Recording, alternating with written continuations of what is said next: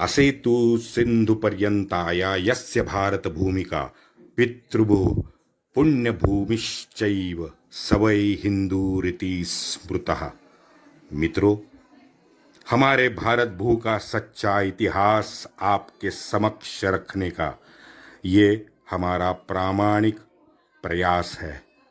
आपकी सहयोग की अपेक्षा है। जय श्री राम। सभी सुनने वालों को योगेश अनंत काले का नमस्कार। मेरा व्हाट्सएप नंबर है 9970151429 यानी 9970151429। हालांकि कुछ रिसर्च नहीं किया था, लेकिन फिर भी कुछ हमारे मित्रों ने पूछा था, तो तभी लास्ट वीक में मैंने त्यौहार के बारे में आपसे थोड़ी बहुत बातचीत की थी। और उसके बाद 2-3 दिन में तुरंत मुझे कुछ 2 माताओं ने अधिक मास के बारे में भी पूछ लिया। तो पहले तो स्वाति जी और तानिया जी का आपको दोनों को प्रणाम और आभार।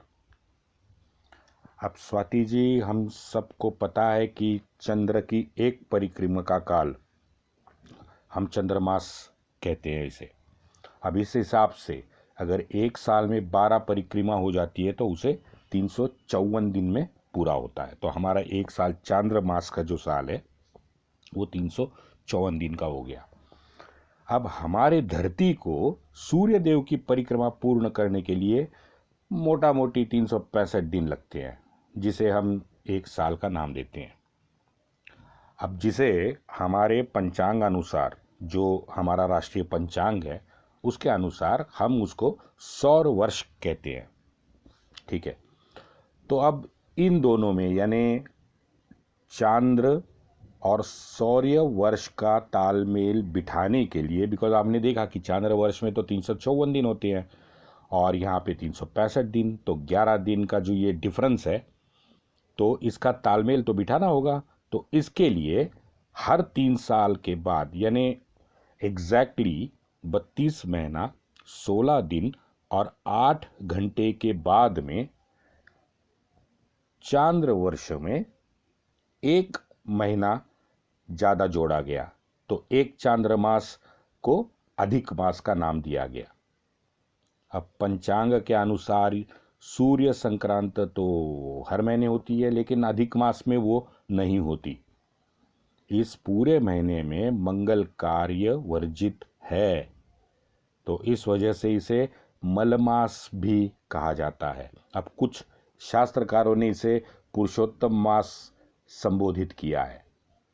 पुरुषोत्तम यानी विष्णु जी का पवित्र महीना।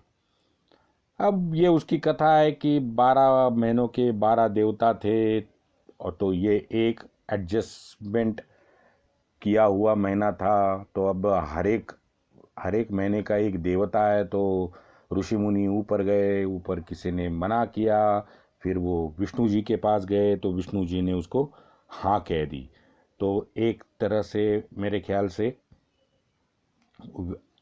ये पूरा का पूरा जो ये विष्णु जी ने उसको समाप्त किया, ये जो मसला चल रहा था। अब ये अधिक मास में 32.5 महीनों के बाद अगर कार्तिक में आता है, आप इस बात को समझ लो, ये नियम है और ये गणितीय नियम है कि अगर कार्तिक में ये अधिक मास 32.5 महीनों के बाद आएगा तो अधिक मास पहले होगा और उसके बाद कार्तिक शुरू होगा। समझे? तो इस हिसाब से उस साल का शक वर्ष हमारा जो है वो 13 महीने का हो जाएगा। सीधी बात है, हमने 1 महीना और ज्यादा जोड़ दिया।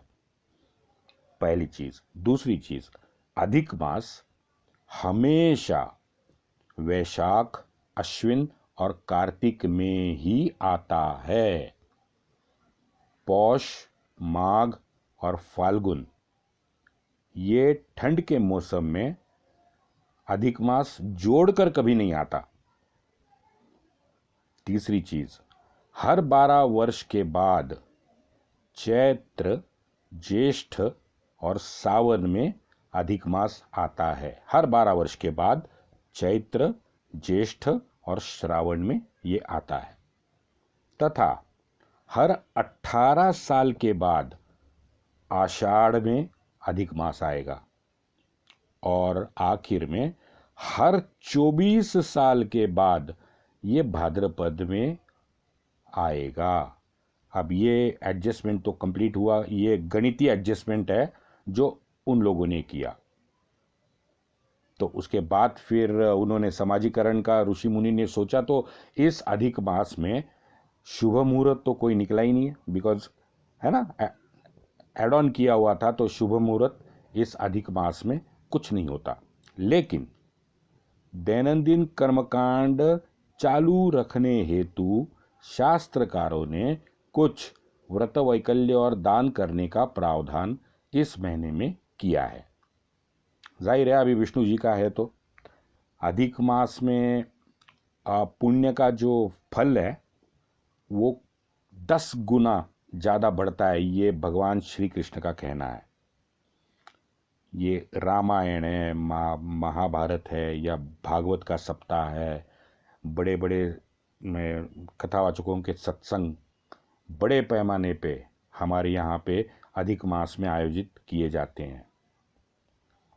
मेरे ख्याल से ये वैयक्तिक है, मेरे ख्याल से हमारे पूरे 12 महीने के साल में लगभग 120 दिन किसी न किसी प्रकार के त्योहार, व्रत या यात्राएं हमारे भारतवर्ष में होती है। अब जिससे बहुत सारा मनी रोटेशन भी होता है, समाजकरण में अर्थकरण भी चलता है, लेकिन उस विषय में हम बाद में आएंगे। अब गत साल में वो कुंभ मेला हुआ है प्रयागराज में, वो हमने देखा है, उसकी भव्यता देखी है।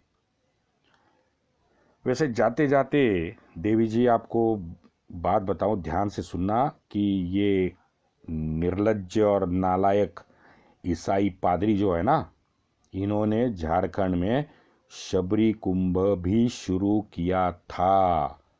अब उनकी सोच देखो, इतनी घिनौनी और देशद्रोही सोच है। आई बात समझ में? खैर आज का विषय अलग है, इस पे फिर कभी बात करूंगा, बिकॉज आप भी जानते हो कि गत 2000 साल से सेंट थॉमस से लेके वो आजकल का सड़क छाप जॉन दयाल, इन लोगों तक ये जो कारनामे करते हैं, है ना, तो उसकी चर्चा करना बैठे तो 1 साल कभी गुजर जाएगा, हमको पता नहीं चलेगा। चलो छोड़ो। अच्छा, उसके बाद शास्त्रकार कहते हैं कि अधिक मास में कि भाई दान क्या करे, है ना। तो यह एक मुझे बहुत अचरज भरी चीज़ इधर लगी, तो मैंने वो लिख लिया था, जो आपसे मैं शेयर करना चाहता हूँ। कि यहाँ पे लिखा है कि आंवला काठी पूरे बदन को लगा के जो स्नान करता है उसे दही और दूध दान देना आवश्यक है। अब इसमें 2 चीज़ें मुझे समझ नहीं आई, जिसको इसके बारे में ज़्यादा जानकारी है वो व्हाट्सएप पे मुझे ज़रूर भेजे, मैं साझा करूँगा लोगों से। कि स्नान करके दूध और दही का दान देना तो मैं समझ पाया, लेकिन ये आंवल काठी क्यों, आंवल काठी ही क्यों लगाए, मैं शिकेकाई क्यों नहीं लगाऊं? और शिकेकाई लगा के अगर मैं स्नान करूं तो दही और दूध क्या मुझे दान करना आवश्यक नहीं है? तो ये मैं समझ नहीं पाया। ये कृपया हाथ जोड़ के विनती है, जिसको मालूम है उसको कृपया मुझसे वो साझा करे व्हाट्सएप पे। दूसरा, अब फलाहारी अगर कोई व्रत रखने वाला है तो उसको फल का दान देना चाहिए। अब जिसने शुद्ध घी का दिया जला है तो उसने तेल दान देना चाहिए। तो जिस तरह के व्रत जिन लोगों ने रखे हैं, तो पूरे माह में एक तो उन्होंने संकल्प लेके धारण करना है उसको, और जिसका आप धारण करेंगे उसी वस्तुओं का दान करना आवश्यक कर दिया गया है। मेरे ख्याल से आप इसमें ज़्यादा रोशनी डाल सकते हो कि शायद ये निरीच्छ होना, अपने मोह को त्यागना संभव है, ये विचार इसके पीछे शायद रह सकते हैं। अच्छा, शास्त्रकारों ने इसकी कुल मात्रा भी बताई है। ये भी बड़ी इंटरेस्टिंग है कि तांबा या मिट्टी के 8 कुंभ। अब मैं कोकण से बिलोंग करता हूँ, तो हमारे यहाँ पे तो वो पायली और कुंभ होता है। तो 1 किलो के हिसाब से मोटा मोटी आप 32 किलो का एक पायली अगर पकड़ लेते हो, 40 पकड़ो चलो हिसाब के लिए, तो 40 किलो का एक पायली पकड़ देते हो। तो अगर ये कुंभ में, क्योंकि अभी मैंने बहुत सारे अलग अलग साइज के कुंभ देखे हैं, तो अब ये शास्त्रकार के ज़माने का जो कुंभ है वो मुझे नहीं पता कि ये कितना भरेगा। तो आप इस पे ज़्यादा रोशनी डालो।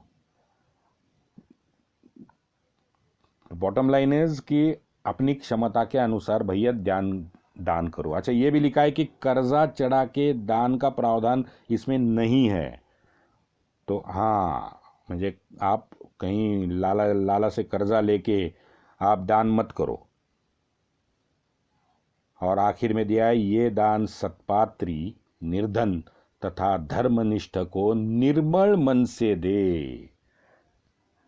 अब कोई कथावाचक तो इस एक वाक्य पे मेरे ख्याल से शायद 10 घंटे का सत्संग कर सकता है, क्योंकि जैसे मैंने अपने बाल बुद्धि से इसको समझा है, और मैं अभी आपसे बोल रहा हूँ कि अगर मैं ये वाक्य बोलूँ तो एक वाक्य बाद मेरा कोई नहीं सुनेगा, है ना। वो लेकिन कथावाचक है तो कुछ उसकी कथाएं भी होती है। तो अधिक मास में अपने पुराण में कथा भी जोड़ दी गई है। वो दुर्धनवा राजा था, उसकी कथा है, चित्रबाहु की कथा है, कदरयू की कथा है।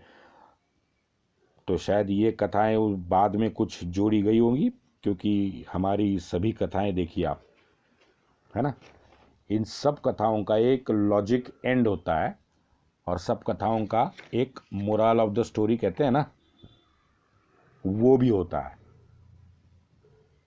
तो अगर इसको, इन कथाओं को, इन कथा के शब्दों को छंदों में अगर हम पिरोए तो बहुत एक सुरीला काव्य निर्माण होता है, जो हमारे मन को बड़ी शांति देता है।